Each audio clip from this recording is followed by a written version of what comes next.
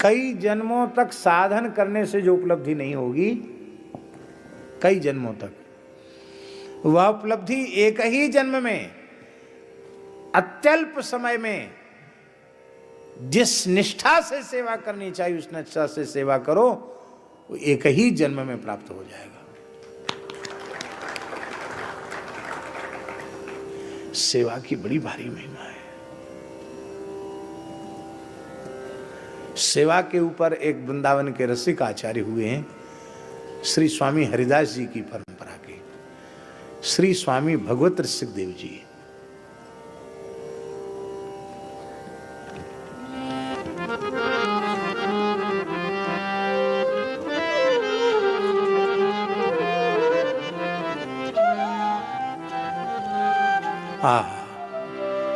श्री स्वामी भगवत रसिक देव जी महाराज वे कह रहे हैं सेवा का स्वरूप क्या है।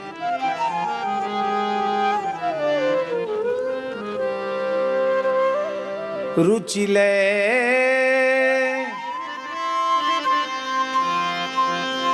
सुचि सेवा करे,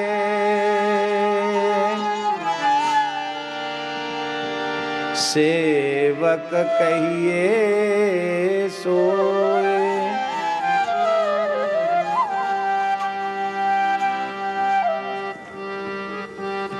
रुचि ले सुचि सेवा करे, सेवक कहिए सोए।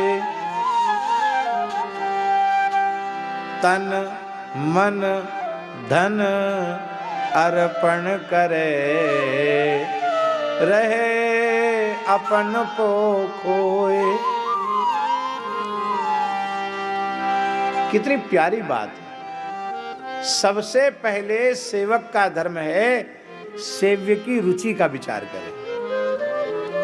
रुचि ले शुचि सेवा, रुचि सेवा और शुचि सेवा। महाराज जी, सेवा में कामना आई नहीं कि पवित्र से पवित्र सेवा अशुचि होगी। सेवा का फल सेवा, कोई कामना नहीं, न भोग की न मोक्ष की, सेवा।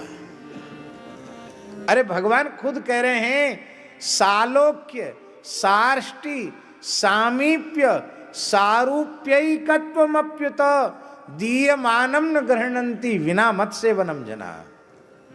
ये उत्तम सेवा है, कोई कामना नहीं। सेवा का फल सेवा है, सेवा का और कोई फल नहीं है। रुचि ले सुचि सेवा करे, रुचि पूर्वक सेवा करे, स्वामी की रुचि का विचार करे और निष्काम सेवा करे। सेवक कहिए सोए, तन मन धन अर्पण करे। अपना कुछ बचाकर न रखे, अपना सर्वस्व गुरुदेव के चरणों में, उपासक के चरणों में, सेव्य के चरणों में अर्पित कर दे। और अर्पण करने के बाद रहे, निकट रहे। कैसे रहे? अपन पो खोए। अपन पो खोए का अर्थ है महाराज जी, बहुत से लोग तन मन धन सब अर्पित तो कर देते हैं संतों के, गुरु महाराज के चरणों में, और जब लोग आते हैं दर्शनार्थी तो उनसे कहते हैं कुछ नहीं था गुरु जी के पास, ऐसी टपरिया में आके बैठे थे। ये सेवक सब जमीन खरीदी, ये बना दिया। यहाँ की एक एक कील इस सेवक की लगाई हुई है। आपके ही मुखारविंद से एक बार सुना था कि कोई महात्मा थे, बहुत अमीर घर के थे, वैराग्य हो गया, घर छोड़ दिया। तो बात बात में गुरु भाइयों में झगड़ा होता तो कहते, अरे हम ऐसे वैसे भूखे नंगे घर के नहीं हैं, ऐसे साधु नहीं बने हैं, लाखों की संपत्ति पर ठोकर मार के आए, लात मार के आए। तो गुरु महाराज ने कहा कि बच्चा अभी लात छूटी नहीं है, लात वहीं की वहीं चिपकी हुई है। कहां छूटी लात? सर्वस्व समर्पण करने के बाद फिर ये अहंकार न रहे कि मैंने किया, मेरे द्वारा कुछ हुआ। इस पद्धति से गुरु सेवा में रहेगा तो रहे अपन पो खोए, द्रवे तब हरि गुरु देवा। कुछ करना नहीं पड़ेगा, द्रवे द्रवित हो जाएंगे, प्रसन्न हो जाएंगे। और अन्न मांग्यो सब मिले, कुछ मांगना नहीं पड़ेगा, सब कुछ प्राप्त हो जाएगा। जान ले वे सुचि भेवा, परमार्थ के सारे पवित्र भेद उसको अपने आप ज्ञात हो जाएंगे, सारे रहस्यों का बोध हो जाएगा। इतना ही नहीं महाराज जी, संचित क्रिय प्रारब्ध कर्म सवे जाय मुचि। सेवा से संचित नष्ट हो जाए, क्रियमाण का बंधन समाप्त हो जाए, इसमें बहुत आश्चर्य नहीं है। पर एक भगवत प्राप्त पुरुष की वाणी है, वे कहते प्रारब्ध भी नष्ट हो जाता सेवा से। वो अपनी त्याग तपस्या से भी प्रारब्ध नष्ट नहीं होता, पर सेवा इतनी ऊंची वस्तु है कि सेवक के प्रारब्ध का भी क्षय हो जाता है। ऐसे कितने उदाहरण हैं। स्वामी ने सेवक के प्रारब्ध को अपने ऊपर ले लिया। चित्रकूट में सिद्ध संत थे श्री सद्गुरु रणछोड़दास जी महाराज, सिद्ध पुरुष थे, जिन्होंने अपने अनुभूति ग्रंथ में लिखा है कि श्री कृष्णदास पयोहारी जी महाराज मुझे रेवासा स्थान लेकर के गए थे और मैं 10-12 वर्ष तक पयोहारी जी के साथ रेवासा धाम में निवास किया। अपनी अनुभूति की पुस्तक में रणछोड़दास जी लिख रहे हैं। सिद्ध पुरुष थे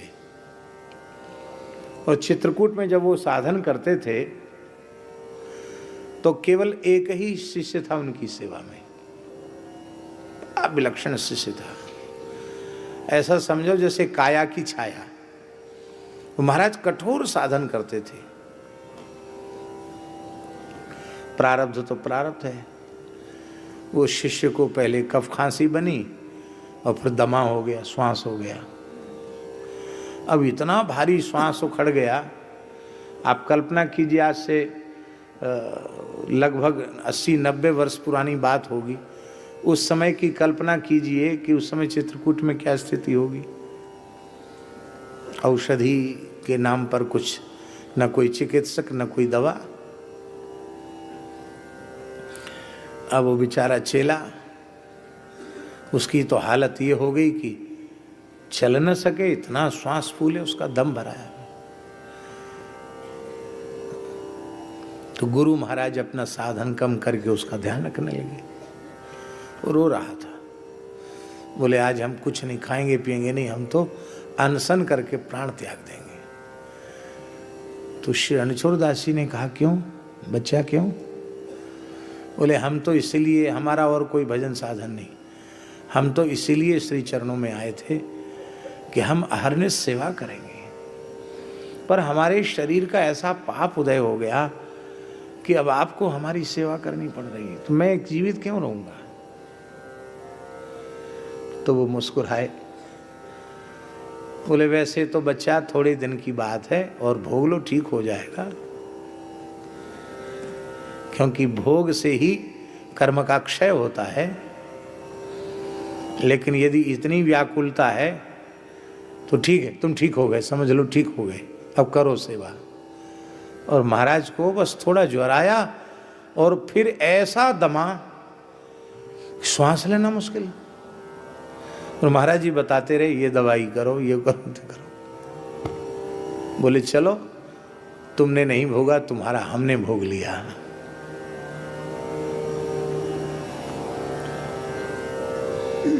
चलो ये बात तो पुरानी है। एक घटना मेरे नेत्रों के सामने घटी हुई घटना, खाक चौक में पूज्य गुरुदेव पहाड़ी बाबा, जिनका हम पावन स्मरण अनेक प्रसंगों में करते हैं, बड़ी अद्भुत रहनी थी उनकी।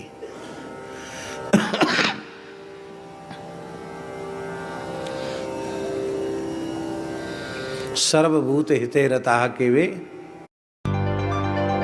पापा, मैग्नीफाइंग ग्लासेस डिटेक्टिव के लिए होते हैं, आपके लिए नहीं। बेटा, इन आंखों से अब बारीक अक्षर पढ़े नहीं जाते। सर्वभूत हिते रताः के वे मानव प्रतीक ही थे।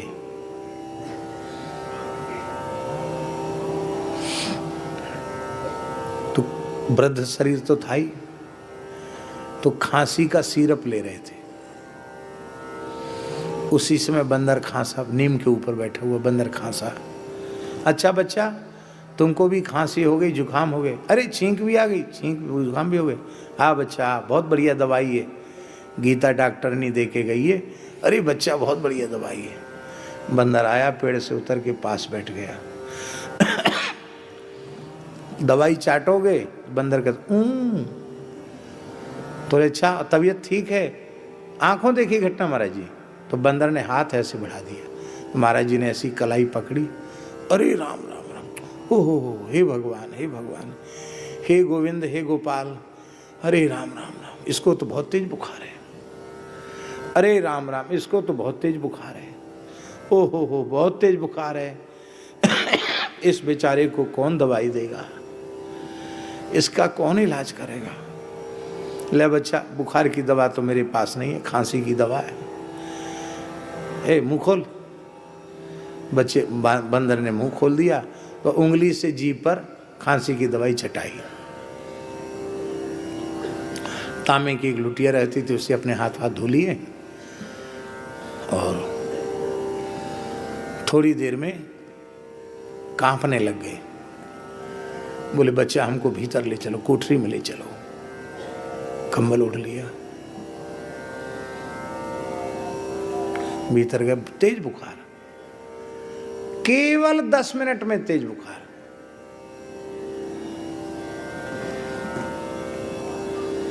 पूरी रात बुखार रहा, पूरे दिन बुखार रहा। बुखार आने पर वो फलाहार छोड़ देते थे, केवल गर्म जल पीते थे, लंघन करके ठीक कर लेते थे अपने ज्वर को।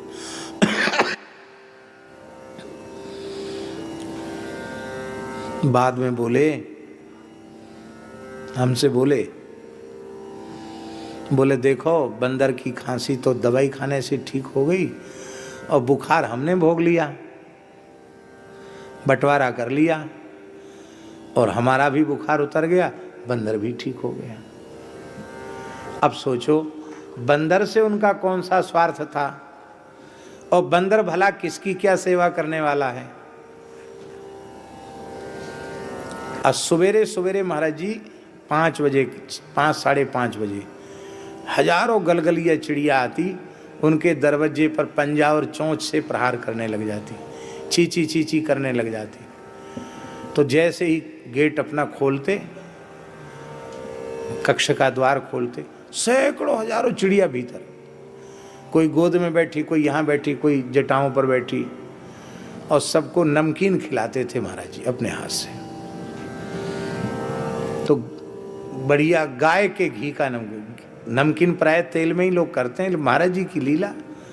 वो उमंग नाम का बढ़िया कंपनी का घी आता था, उस घी में नमकीन बनाते थे। तो एक दिन तेल में बना दिया, तो जैसे ही डिब्बा खोल के नमकीन बिखेरा, चिड़िया नाराज हो गई, नहीं खाया उन्होंने नमकीन। हमारा नाम लेके बोला, अमुकदास, हमारा जी, देखो बच्चा, साधु की जबान नहीं बिगड़ती है, ये पक्षी है, इनकी जबान बिगड़ गई। नाराज होके चली गई, कहती हैं कि घी का माल खाएंगी, तेल का नहीं। राम राम राम राम, बेचारी इतनी आई थी, इनकी आज भिक्षा नहीं हुई। आंख में आंसू आ गया। बोले जा बुला के लाओ। अब मैं कैसे बुलाऊं चिड़ियों को? जा बुला के लाओ, महाराज बुला रहे हैं।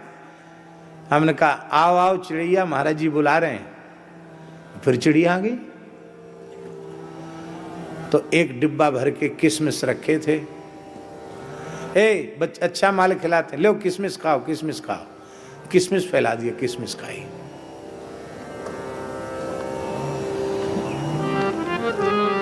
ये कितने लोगों की व्याधि को हमने देखा महाराज जी, ऐसे सहज दया करके अपने ऊपर ले लेते थे। यद्यपि ये हम बहुत उत्तम नहीं मानते हैं कि हम अपनी आधी व्याधि अपने पूज्य जनों को दे दें। इसलिए मेरी तो प्रार्थना ये है कि अपने पूज्य जनों की सेवा ही, निष्काम सेवा ही करनी चाहिए। उनके सामने अपनी आधी व्याधि का रोना रो करके उनके साधन में विक्षेप करना अथवा अपनी व्याधि उनको देना, ये मेरे विचार से तो बहुत अच्छी बात नहीं है।